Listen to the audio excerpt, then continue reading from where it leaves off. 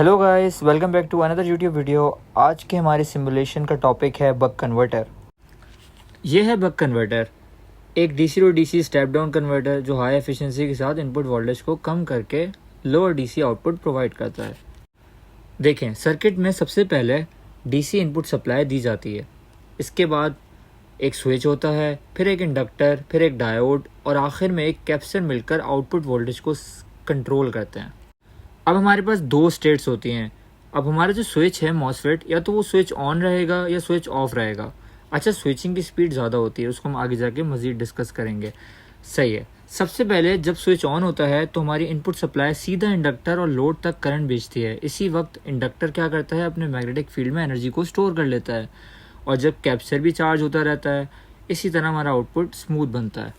और जैसे ही switch off होता है, सप्लाई का डायरेक्ट पार्ट डिस्कनेक्ट हो जाता है। लेकिन हमारा जो इंडक्टर चार्ज हुआ था उसका जो करंट है वो अचानक चेंज नहीं होता, तो उसी वजह से वो अपनी स्टोर्ड एनर्जी को डायोड के थ्रू करंट की फॉर्म में घुमाता रहता है, जिसकी वजह से हमारा आउटपुट कंटिन्यूसली हमें मिलता रहता है। ये स्विच जो आप देख रहे हैं ऑन और ऑफ, ये हज़ारों मरतबा होता है, जो कि हमें इस आँख से नज़र नहीं आ सकता। इस स्विचिंग को हम पल्स विड्थ मॉड्यूलेशन भी कहते हैं, इसलिए हम इसको एक जनरेटर के थ्रू सिमुलेशन में ऑन या ऑफ कर रहे हैं, बिल्कुल नैनो सेकंड के गैप के साथ। अगर स्विच ज़्यादा देर तक ऑन रहेगा तो ऑब्वियसली आउटपुट वोल्टेज ज़्यादा ही होगा, और अगर कम देर तक ऑन रहे तो आउटपुट वोल्टेज भी कम होगा। इसी तरह आउटपुट को एक्यूरेटली कंट्रोल किया जाता है। और आखिर में हमने एक कैपेसिटर लगाया हुआ है जो आउटपुट वोल्टेज को, जो कि रिपल्स की फॉर्म में होता है, उसको फिल्टर कर देता है, जिससे हमें एक स्टेबल और स्मूथ डीसी आउटपुट मिलता है, जो कि हम अपनी छोटी छोटी एप्लीकेशन में यूज़ कर सकते हैं। इसी वजह से buck converters mobile chargers, laptops, embedded systems, battery power devices, solar system और ईवी इलेक्ट्रॉनिक्स में बहुत ज़्यादा यूज़ किए जाते हैं, क्योंकि ये कम पावर लॉस के साथ वोल्टेज को एफिशिएंटली स्टेप डाउन कर देते हैं। मींस कि हमारा जो हाई वोल्टेज 12 वोल्ट अगर है और 5 वोल्ट हमें स्टेप डाउन होकर बक कन्वर्टर दे रहा है, तो हमें लॉस इसमें बहुत कम होता है।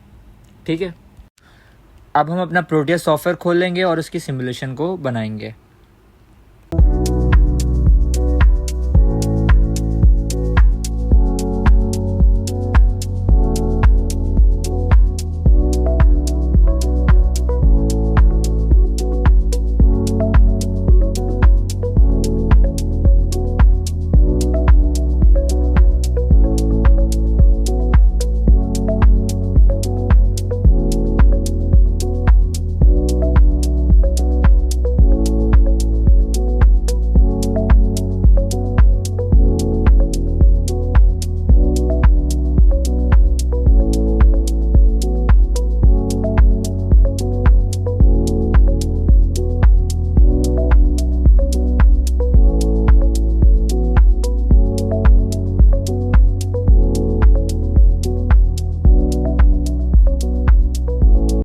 अब आखिर में अब आप देख सकते हैं वोल्ट मीटर से हमारा इनपुट वोल्टेज स्मूथ 12 वोल्ट्स था और हमारा output voltage without any lag और लीड 5 वोल्ट हमें मिल रहा है।